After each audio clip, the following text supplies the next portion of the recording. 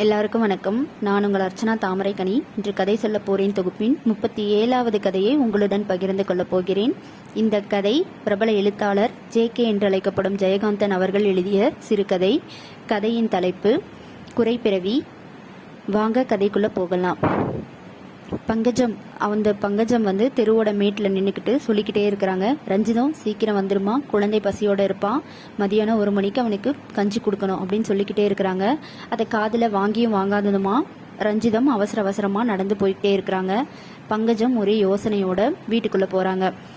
இப்போது பங்கஜம் யாருன்னு பார்க்கலாம் வாங்க. பங்கஜம் வந்து ஒரு வசதியான வீட்டு பெண், நல்ல வசதியான குடும்பம், கணவர் இருக்காரு. கணவர் பெயர் ராஜாராமன். அவங்களுக்கு வந்து சின்ன வயதுலேருந்து கொஞ்சம் லங்ஸ் சம்மந்தமான பிரச்சனைகள் இருக்குது. இப்படியே இருக்கிறாங்க. ஆனால் அவங்களுக்கு என்ன ஒரு பேட் லக்குன்னா, அவங்க வந்து கர்ப்பிணியாக இருக்கும்போது ஒரு குழந்தைக்கு கர்ப்பம் தரித்திருந்தால் கையில் இருக்கிற ஒரு குழந்தை வந்து இறந்து போயிடும். இதே மாதிரி அவங்களுக்கு 3 முறை நடந்திருக்கு. ஒவ்வொரு முறை கர்ப்பமாக இருக்கும் போதும் ஒரு சின்ன குழந்தையா இருக்கிற கை குழந்தை வந்து இறந்து போயிடும். இப்போ 4வது முறையாக அவங்க கர்ப்பமாக இருக்கிறாங்க. அவங்களுக்கு வந்து 7 மாதம் நடக்குது. இப்போ 7 மாதம் நடக்கும்போது அவங்களுடைய சின்ன குழந்தை கை குழந்தை இருப்பான் இல்லையா பாலு, அவனுக்கு இப்போ அம்மை போட்டுருது. அம்மைனா சாதாரண அம்மை இல்லைங்க, சின்னம்மை. அது உடம்பு முழுக்க, குழந்தையோட உடம்பு முழுக்க இருக்குது, முத்துக்களாக இருக்குது. அதை பார்த்து பங்கஜம் ரொம்ப கஷ்டப்படுறாங்க, அழுகுறாங்க, தன்னுடைய நிலைமை நினச்சி வருத்தப்படுறாங்க. இப்போ என்னன்னா அவங்க ப்ரெக்னெண்ட்டாக இருக்கிறாங்க. அவங்கள டாக்டர் செக் பண்ணிவிட்டு என்ன சொல்கிறாங்கன்னா, உங்களுக்கு வந்து டிபி இருக்கிற மாதிரி தெரியுது, நீங்கள் குழந்தைகிட்ட போகக்கூடாது அப்படின்னு சொல்லிடுறாங்க. இப்போ தன்னுடைய குழந்தைய தன்னால் பார்த்துக்க முடியலையே அப்படின்னு சொல்லி ரொம்ப வருத்தப்படுறாங்க. குழந்தையோட நிலை வந்து ரொம்ப மோசமாக இருக்குது. அதனால் இவங்க இப்போ என்ன நினச்சிடுறாங்கன்னா, ஒரு கட்டத்துக்கு மேலே அவங்களுடைய நிலைமையும் அப்படி தானே, ஒரு குழந்தை வயிற்றில் இருக்கும்போது இன்னொரு குழந்தை இறந்து போயிடும். அதனால் வந்து இந்த முறையும் ஏதோ நடக்க போகுது அப்படின்னு சொல்லி குழந்தை இறந்துருச்சுனே முடிவு பண்ணிடுறாங்க. அந்த ஸ்டேஜுக்கு போகிறாங்க. ஆனாலும் குழந்தைய பார்க்கும்போது ரொம்ப வருத்தப்படுறாங்க. குழந்தையும் அம்மாவையும் பிரித்து வச்சிடுறாங்க. குழந்தை வந்து அவுட் ஹவுஸில் வச்சிடுறாங்க. இப்போ குழந்தைய பார்த்துக்கிறதுக்காக வந்த பெண்மணி தான் ரஞ்சிதம். அவங்க கிட்ட தான் இவங்க மதியானம் 1 மணிக்கு சீக்கிரமாக வந்துருமா, கஞ்சி கொடுக்கணும் குழந்தைக்கு அப்படின்னு சொல்கிறாங்க. இப்போ ரஞ்சிதம் வீட்டுக்கு போகிறாங்களா.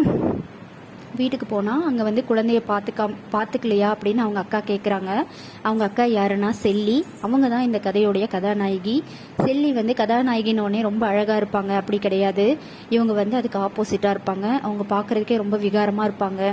4 அடி உயரந்தான் இருப்பாங்க. முடி எலிவால் மாதிரி இருக்கும். முகமெல்லாம் தோலெல்லாம் ஒரு மாதிரி சுருங்கி இருக்கும், தீக்காயமான மாதிரி. பல்லு வெளியே இருக்கும். முகம் வந்து அந்த அங்க லட்சணங்கள் சொல்லுவாங்கள்ல, அது எதுவுமே சரியாக இருக்காது. கண்கள் வந்து ஒரு மாதிரி ஓர பார்வையாக பார்க்குற மாதிரி இருக்கும். இப்படி தான் அவங்களுடைய தோற்றம் இருக்கும். ஆனால் உயரம் கம்மியாக இருக்கிற மாதிரி இருக்கிறதால வெளியிலேருந்து பார்க்கும்போது வயசு சின்ன மாதிரி தெரியும்.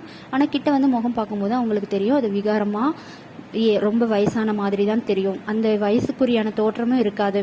இப்படி தான் அவங்க இருப்பாங்க. ஆனால் வந்து அவங்க குணத்தில் ரொம்ப நல்லவங்க. என்னன்னா, மற்ற மனிதர்கள் தான் அவங்கள பார்த்து வெறுப்பாங்களே தவிர இவங்க மனிதர்கள் மேலே எப்போவுமே ஒரு நல்ல நம்பிக்கையும், மனிதர்கள் மேலே வந்து அவங்க ஒரு மனிதாபிமானத்தோட தான் எப்போவுமே நடந்துப்பாங்க. அது மட்டும் இல்லாமல் அவங்களுக்கு விலங்குகள்னாலும் ரொம்ப பிடிக்கும். விலங்குகளுக்கும் எந்த ஒரு இதுவும் பண்ண மாட்டாங்க. ஏன்னா விலங்குகள் தானே முழு அன்பையுமே அப்படியே பரிமாறக்கூடியது. அதனால விலங்கு மேலே ரொம்ப பாசமாக இருப்பாங்க. அந்த தெருவில் வந்து ஒரு கருப்பான ஒரு குட்டி நாய் ஒன்று இருக்கும். அது வந்து பார்க்குறதுக்கு சொரித்தனமாக தான் இருக்கும். ஆனால் கூட அதுக்கு நல்லா சாப்பாடு வச்சு கவனிச்சுப்பாங்க. இப்படி இருக்கிற கேரக்டர் தான் செல்லி. இப்போ என்னன்னா, ரஞ்சிதம் வந்து வேலை செய்யலையா அப்படின்னு செல்லி வந்து ரஞ்சிதத்தை கேட்குறாங்க. அதுக்கு அவங்க சொல்கிறாங்க, அந்த வீட்டு குழந்தை இருக்கான்ல பாலு, அவனுக்கு வந்து அம்மை போட்டிருக்கு, அதை பார்த்தாலே பயமாக இருக்குடியம்மா, என்னால் போக முடியாது, நான் போக மாட்டேன் அப்படின்னு சொல்லிடுறாங்க. உடனே நீ போகலன்னா எப்படி குழந்தை சாப்பிட்ருப்பா, பங்கஜத்துக்கு வந்து டிபின்னு சொல்கிறீங்க, அப்போ குழந்தைய யார் பார்த்துருப்பாங்க அப்படின்னு இவங்க யோசிச்சுக்கிட்டே இருக்கிறாங்க. இப்படியே போயிடுது. அங்கே வந்து என்ன நடக்குதுன்னா, பங்கஜம் வந்து அவங்களுடைய அங்கே குழந்தை வந்து சாப்பாடு கொடுக்கலன்னு சொல்லிட்டு இவங்களே பங்கஜமே போயிட்டு அவங்களுக்கு குழந்தைக்கு சாப்பாடு கொடுத்துட்டு அங்கேயே நின்றுட்டுருக்குறாங்க. அந்த நேரமாக பார்த்து 3 மணி ஆனதும் அவங்க ஹஸ்பண்ட் வராங்க. ஹஸ்பண்ட் வந்து, நீ ஏமா இங்கே நின்றுட்டுருக்குற, நீ இங்கே வரக்கூடாது இல்லையா, குழந்தைக்கும் நல்லதில்லை உனக்கும் நல்லதில்லை, நீ போமா அப்படின்னு சொல்கிறாங்க. இல்லைங்க, குழந்தைய பார்த்துக்கிறதுக்கான ரஞ்சிதத்தை நம்ம வச்சுருந்தோம் இல்லைங்களா, அவங்க வரலை, அதனால் குழந்தைக்கு சாப்பாடு கொடுக்கணும், மருந்து கொடுக்கணுன்றதுக்காக நானே வந்து கொடுத்தேன் அப்படின்னு சொல்லிட்டு அழுதுகிட்டே சொல்கிறாங்க. பரவாயில்லம்மா நீ போ, நான் பார்த்துக்கிறேன் அப்படின்னு சொல்லிட்டு அவருடைய டை உடைகள் எல்லாத்தையுமே கலைஞ்சிட்டு அவர் வந்து வேறு ட்ரெஸ் மாற்றிட்டு அவருக்கு அந்த குழந்தைய பார்த்துக்கிறதுக்காக உட்காந்துக்கிறாங்க. அப்போ அவர் யோசிச்சுக்கிட்டே இருக்காரு, நம்மக்கிட்ட எல்லா வசதியும் இருக்குது, இருந்துமே நம்மளுடைய குழந்தைய வந்து பார்த்துக்க முடியல, தாயும் குழந்தையும் ஒரு இடத்துல இருக்க முடியல, இது என்ன வாழ்க்கை அப்படின்னு யோசிச்சுக்கிட்டே இருக்கிறாரு.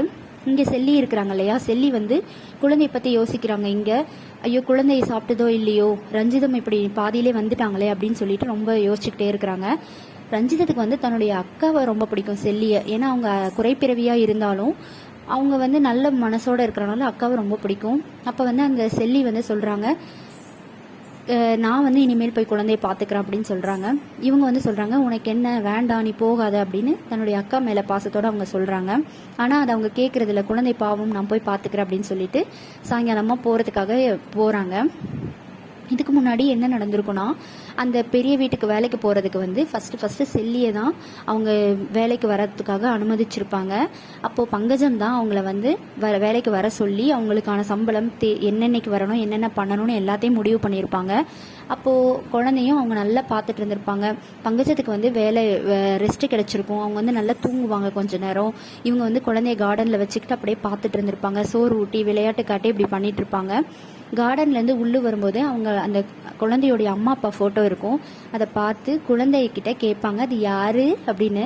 உடனே அவங்க அந்த குழந்தை சொல்லும், அது அம்மா, அது அப்பா அப்படின்னு சொல்லிட்டு. அப்போது அம்மா எப்படி இருக்காங்க அப்படின்னு கேட்கும்போது அந்த குழந்தை ஒரு மாதிரி நாக்க கோணலாக வச்சுக்கிட்டு அப்படி சொல்லும். அப்பா எப்படி இருக்காங்க அப்படின்னு சொல்லும்போது அதே மாதிரி நாக்க கோணலாக வச்சுக்கிட்டு அப்படி சொல்லும். அப்போ ஆயா எப்படி இருக்கேன் அப்படின்னு கேட்கும்போது அந்த குழந்தை சிரிச்சுக்கிட்டே கட்டி அணைச்சி ஒரு முத்தம் கொடுக்கும். அந்த இது வந்து செல்லிக்கு ரொம்ப பிடிக்கும். தன்னை வந்து யாருமே அழுகுன்னு நினச்சதில்ல, ஆனால் இந்த குழந்தை நினைக்குது அப்படின்னு சொல்லிட்டு இப்படியே கேட்டுகிட்டே இருப்பாங்க. அந்த நேரமாக பார்த்து அவங்களுடைய பங்கஜத்துடைய கணவன் வந்து உள்ளே வரும்போது இவங்களை பார்த்து இந்த விகாரமான முகத்தை பார்த்து கோவப்படுறாங்க. அப்போ போயிட்டு பங்கஜத்துக்கிட்ட உள்ளே போய் கேட்குறாங்க, உனக்கு வேலைக்கு ஒரு ஆளே கிடைக்கலையா, வேற ஆளே இல்லையா, இந்த மாதிரி ஒருத்தரை வச்சிருக்கிற, முகமே பார்க்கறதுக்கு விகாரமாக கொடுமையாக இருக்குது, இது வந்து பார்க்கறதுக்கு ஒரு குட்டி சாத்தானை வச்சிருக்கிற மாதிரி இருக்குது, இதை தவிர உனக்கு வேற ஆளே கிடைக்கலையா அப்படின்னு சொல்லி கோவப்படுறாங்க. குழந்தை பயப்படலையா இவங்களை பார்த்து அப்படின்னு கேட்கும்போது குழந்தைக்கு ஒன்றும் பயம் இருக்கிற மாதிரி தெரியல, நீங்கள் தான் பயப்படுறீங்களோ அப்படின்னு சொல்லிட்டு பங்கஜம் கேட்குறாங்க. வெளியில் குழந்தை அழுகுற சத்தம் கேட்குது. குழந்தை அழுகுற சத்தம் வந்து கேட்கும்போது இவங்க 2 பேருமே போய் பார்க்குறாங்க. அப்போ வந்து குழந்தை அழுதுட்டுருக்குறான். ஆயா ஆயா அப்படின்னு அழுகுறான். ரோட்டோரமாக கை நீட்டுறான். அப்போ பார்த்தா அவங்க குழந்தைய நிப்பாட்டிட்டு அப்போ கூட கேட்டை வந்து லாக் பண்ணிவிட்டு வெளியில் ரோட்டோரமாக நடந்து போயிட்டுருப்பாங்க. அப்போ வந்து அவருக்கு ராஜாராமனுக்கு வந்து என்ன ஆகும்னா, ஐயோ நம்ம இப்படி ஒரு தவறு செஞ்சிட்டோமே, அவங்களுடைய உருவத்தை வச்சு கேலி பண்ணிட்டோமே, அவங்களுடைய மனசை புரிஞ்சிக்காமல் போயிட்டோமே, அவங்க கிளம்பும் போது கூட குழந்தைய விட்டுட்டு போகும்போது கூட கேட்டை வந்து லாக் பண்ணிவிட்டு அவங்க போகிறாங்களே அப்படின்னு சொல்லிட்டு ஒரு தவறான ஒரு குற்ற உணர்ச்சியில் அவங்க நம்ம தவறு பண்ணிட்டோம் அப்படின்னு நினச்சிக்கிட்டே இருக்கிறாரு. அதனால தான் அவங்களுடைய தங்கை செல்லியோட தங்கை வந்து ரஞ்சிதம் வேலைக்கு வராங்க. இப்போ குழந்தைக்கு அம்மை வந்துட்டனால ரஞ்சிதம் வந்து வேலைக்கு வர்றதுக்கு பயப்படுறாங்க. ஆனால் செல்லி வந்து இப்போது திரும்பவும் போயிட்டு அவர்கிட்ட எப்படி போகிறாங்கன்னா, முகமெல்லாம் மஞ்சள் பூசிக்கிட்டு பொட்டு குங்குமம்லாம் வச்சுக்கிட்டு அப்படியே வந்து தன்னை வந்து எப்படியெல்லாம் மெருகேற்றி கொஞ்சம் அழகு வந்து கூட்டி எடுத்துகிட்டு போக முடியுமோ அந்த மாதிரி பண்ணுறாங்க. அப்படி போய் ஐயா நான் வேணும்னா வேலைக்கு அப்படின்னு சொல்கிறாங்க. நான் வேணும்னா குழந்தைய பார்த்துக்கிட்டுமா அப்படின்னு கேட்கும்போது ராஜாராமனுக்கு வந்து தாங்க முடியாத துயரம்.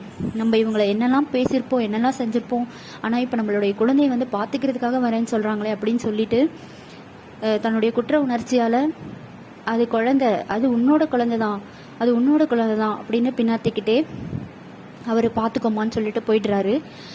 அவங்க செல்லி வந்து குழந்தைய நல்லா பார்த்துக்கிறாங்க, கஞ்சி ஊட்டுறாங்க, தொடச்சி விடுறாங்க, வேப்பிலை வச்சு வீசுகிறாங்க.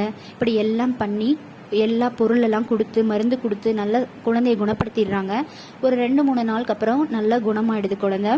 இவங்களும் பெற்றவர்களும் சந்தோஷப்படுறாங்க, குழந்தை ஓரளவுக்கு சரியாயிடுச்சு அப்படின்னு சொல்லிட்டு செல்லிக்கு ரொம்ப நன்றி சொல்கிறாங்க. இப்போது அடுத்த நாள் வருது. அடுத்த நாள் வந்து வெளியில் தாழ்வாரம் இருக்குது. அந்த தாழ்வாரத்தில் செல்லி வந்து ஒரு ஓரமாக படுத்துட்டு இருக்கிறாங்க, போர்வை போத்தப்பட்டிருக்கு. இப்போது குழந்தை வந்து ஓரளவுக்கு தெளிவாயிட்டான். ஆனால் குழந்தையோட முகத்தில் வந்து அங்கங்கே அந்த அம்மை வந்த ஒரு தழும்பு இருக்கும் இல்லையா, அது இருக்குது. அதை பார்த்து இவர் வந்து ரொம்ப வருத்தப்படுறார் ராஜாராமன். தன்னுடைய குழந்தை யாராவது உருவகேலி பண்ணிடுவாங்களோ அப்படின்னு சொல்லிட்டு. அப்பவும் அவர் யோசிக்கிறாரு, தான் வந்து இந்த மாதிரி ஒரு விஷயம் வந்து செல்லிக்கு பண்ணோமே, நம்மளே அவர் குட்டி சாத்தான்லாம் சொல்லி சொன்னோமே அப்படின்னு வருத்தப்படுறாரு. அப்போ செல்லியோடைய ஞாபகம் வருது. செல்லி எங்கே போனாங்கன்னு சொல்லிட்டு பார்க்கும்போது அந்த தாழ்வாரத்தில் அவங்க படுத்துட்டு இருக்கிறாங்க. என்னாச்சுன்னு சொல்லி இவங்க கூப்பிடுறாங்க, ஆனால் அவங்க எந்திரிக்கவே இல்லை. அப்படி பார்க்கும்போது முகத்தை எடுத்து பார்க்கும்போது அந்த பெட்ஷீட்டை எடுத்து பார்க்கும்போது என்ன ஆகுதுன்னா, செல்லியுடைய முகத்தில் வந்து ஃபுல்லாகவே அந்த அம்மை போட்ட முத்துக்களாக இருக்குது. அவர் பயந்துடுறாரு. ஐயோ இவங்களுக்கு ஏதோ உடம்பு சரியில்லை அப்படின்னு சொல்லிட்டு இப்போ அவங்களுக்கு அம்மை போட்டுருச்சா. இது கேட்ட உடனே ரஞ்சிதம், ஐயோ அக்கா, நான் பெத்த அக்கா, குறை பிரிவியோட பிறந்த அக்காவே, நான் இதுக்கு தான் சொன்னேன் நீ போகாதன்னு சொல்லிட்டு, இப்படி உன்னை நீயே ஆளாக்கிக்கிட்டேயே, நான் சொன்னதை கேட்காம போயிட்டே அப்படின்னு சொல்லிட்டு அழுதுகிட்டே ஓடுறாங்க. அப்போது அவங்க சொல்கிறாங்க, என்னை வந்து ஹாஸ்பிட்டலில் சேர்த்துருங்க ஐயா, யாராவது என்னை ஒரு மருத்துவர் வந்து பார்த்துக்கிட்டோம், என்னை யாரும் பார்த்துக்க வேண்டாம் அப்படின்னு சொல்கிறாங்க. அதை கேட்டு ராஜாராமன் ஒரே மனக்குமுறலோட டாக்டரை கூட்டிகிட்டு வராரு. கூட்டிகிட்டு வந்து டாக்டரும் என்ன சொல்கிறாங்கன்னா, இவங்களை ஹாஸ்பிட்டல்லே அட்மிட் பண்ணிடலாம், அப்போ தான் வந்து மருந்து கொடுத்து அவருங்க பார்த்துக்க முடியும் அப்படின்னு சொல்லிடுறாங்க. அப்போது ரஞ்சிதமும் அழுதுகிட்டே வராங்க. இவங்க வந்து போகும்போது ஹாஸ்பிட்டல் போகும்போது என்ன சொல்கிறாங்கன்னா, ஐயா நான் ஒரு முறை குழந்தைய பார்க்கலாமா அப்படின்னு கேட்குறாங்க. அது உன் குழந்தை, நீ பார்க்காம என்ன, உனக்கு இல்லாத குழந்தை என்ன அப்படின்ட்டு எடுத்துகிட்டு வந்து அவர்கிட்ட காட்டுறாரு.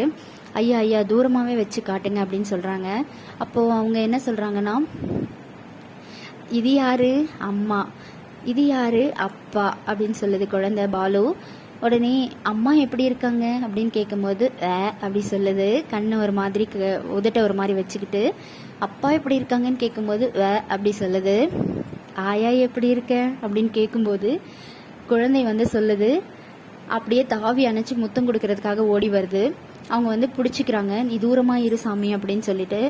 இப்போ நான் போயிட்டு வரேங்க ஐயா ஹாஸ்பிட்டல் செலவு, ஹாஸ்பிட்டல் பார்க்குறதுக்கு அப்படின்னு சொல்லிட்டு போகிறாங்க. ஹாஸ்பிட்டலுக்கான செலவை இவங்க எல்லாமே கொடுத்து ஆம்புலன்ஸில் அனுப்பி வைக்கிறாங்க. கடுமையான அம்மை நோயால் பாதிக்கப்பட்டு அவங்க ஹாஸ்பிட்டல் அட்மிட் ஆகிறதுக்காக போயிட்டுருக்குறாங்க. அவங்க போகும்போது அவங்களுக்கு பின்னாடியே ஒரு குட்டி நாய் ஓடிக்கிட்டே இருக்குது. அந்த குட்டி நாய் யாருன்னா, அவங்க இதுக்கு முன்னாடி அவங்க சாப்பாடு போட்டு வச்சுட்டு இருந்தாங்க இல்லையா, ஒரு கருப்பு சொறி நாய், அந்த நாய் தான். இப்படி இந்த கதையை வந்து ஜெயகாந்தன் அவர்கள் முடிச்சிருப்பாரு.